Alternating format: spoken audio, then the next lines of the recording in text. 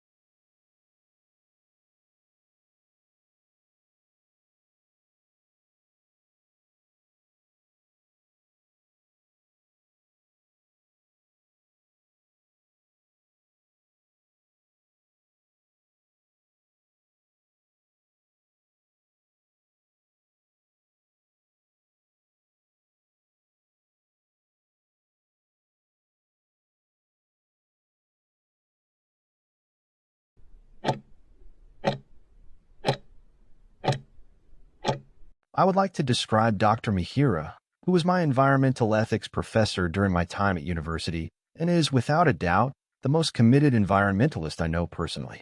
I first got to know her in my second year when I enrolled in her module on global sustainability, and later she became the academic supervisor for my final year thesis focusing on campus waste reduction strategies. It was through these extended interactions that I observed her immense dedication and realized her commitment to the environment was truly profound, extending into every aspect of her life. What Dr. Mihiraa does to protect the environment is multifaceted, covering both her professional research and her daily personal choices. Professionally, she is a leading advocate for green urban infrastructure. Her research focuses not on abstract theory, but on practical solutions for implementing vertical gardens and improving rainwater harvesting systems in densely populated city centers. She actively consults with the city council to integrate these concepts into future development plans, effectively turning academic knowledge into tangible, real-world environmental improvement. However, what truly distinguishes her is the absolute consistency of her daily habits. She completely avoids motor transport, cycling to the university campus every single day, regardless of the weather, demonstrating a personal sacrifice for clean air. Furthermore, she lives by a zero-waste philosophy. She uses reusable containers for everything, avoids buying pre-packaged food, and maintains a substantial home composting system. She even led a highly successful campaign to ban single-use disposable coffee cups across the entire university campus, providing a simple, impactful solution that changed the habits of thousands of students and faculty members almost overnight. I feel an incredible amount of respect and deep inspiration when I think about Dr. Mihiraa. Many people talk about environmental issues, but she is one of the very few who genuinely lives the principles she advocates for, making her an extremely potent role model. She demonstrated to me that protecting the environment doesn't require a radical change in career, but rather a persistent and conscious integration of sustainable ethics into every single small decision, proving that true commitment is about consistency, not just conversation. What are the most effective ways for individuals to reduce their carbon footprint, and how significant is this effort compared to government action? The most effective actions individuals can take revolve around minimizing consumption, transportation, and dietary changes. Switching to a plant-rich diet dramatically reduces the carbon associated with meat production, which is a major contributor to greenhouse gases. Furthermore, prioritizing public transport, cycling, or choosing electric vehicles over petrol cars significantly lowers personal emissions. Reducing single-use plastics and ensuring energy efficiency at home through better insulation and mindful appliance use are also crucial. However, while individual effort sets a moral precedent and creates market demand for sustainable products, its total impact is often dwarfed by government action and corporate regulation. Governments can enforce mandatory carbon pricing, invest trillions in renewable energy infrastructure, and set emission limits for entire industries. Therefore, individual action is necessary to drive cultural change, but large-scale, systemic change fundamentally relies on decisive governmental policies and international agreements to be truly significant in mitigating climate change. In what ways do you think modern technology can help solve environmental problems, and what are its limitations? Modern technology offers immense potential for solving environmental crises through sophisticated monitoring and resource efficiency.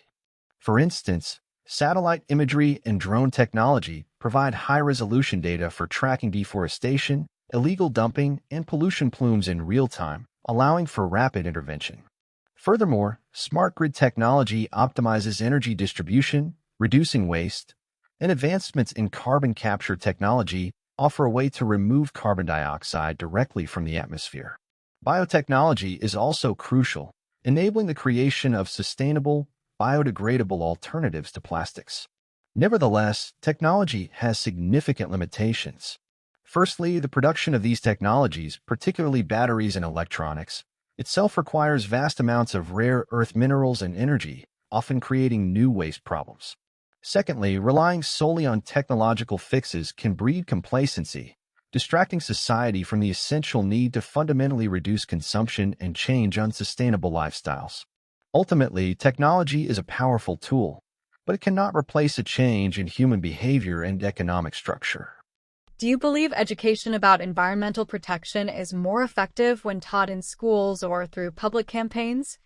Both methods of environmental education are vital, but they serve different purposes. Education within schools, integrated into the curriculum from a young age, is highly effective because it builds a fundamental understanding of ecological principles and instills responsible habits as core values. Children learn the why behind sustainability, growing up with an inherent respect for nature, which is crucial for long-term behavioral change. Public campaigns, on the other hand, are better suited for addressing immediate, large-scale issues and targeting specific demographics, particularly adults. Campaigns utilize mass media to raise urgent awareness, correct misinformation, and mobilize immediate action, such as recycling initiatives or water conservation during a drought. Therefore, school education provides the deep, lasting foundation for environmental ethics, while public campaigns act as essential tools for immediate awareness and mass mobilization, making the combination of both necessary for a fully informed and active society. How does economic development, particularly in developing countries, typically conflict with environmental protection efforts? Economic development often conflicts with environmental protection in developing nations because the primary focus is justifiably on poverty eradication and improving immediate living standards. The quickest route to economic growth often involves leveraging readily available, but environmentally destructive resources. This typically means increasing industrialization powered by cheap fossil fuels, rapid, poorly regulated construction, and clearing forests for agriculture or resource extraction. Environmental regulations are often seen as barriers to foreign investment and job creation, leading governments to prioritize economic output over ecological preservation. This conflict is further complicated by the fact that many developed nations benefited from polluting industries without facing the consequences, creating an ethical dilemma. Sustainable development requires expensive green technologies and infrastructure, which developing nations often cannot afford without significant financial support and technology transfer from wealthy, established countries. What are the major challenges involved in getting global agreement on climate change policy? The primary challenge in achieving global climate change agreement is the fundamental conflict between national economic self-interest and collective global benefit. Nations are at vastly different stages of development, leading to arguments over equity, who should cut emissions first, and who should pay for the transition. Developed nations are historically responsible for the bulk of past emissions but feel unwilling to bear the entire cost, while developing nations argue they need to use cheaper, high-carbon energy to lift their populations out of poverty. Furthermore, the political cycles of individual countries conflict with the long-term, decade-spanning nature of climate policy. A government may agree to ambitious targets, only to have a successor government withdraw from the agreement, leading to a lack of continuity and trust. Finally, the consensus required is fragile, demanding that nearly 200 sovereign nations agree on intrusive, costly regulations, making comprehensive, binding compliance exceptionally difficult to enforce effectively on a global scale.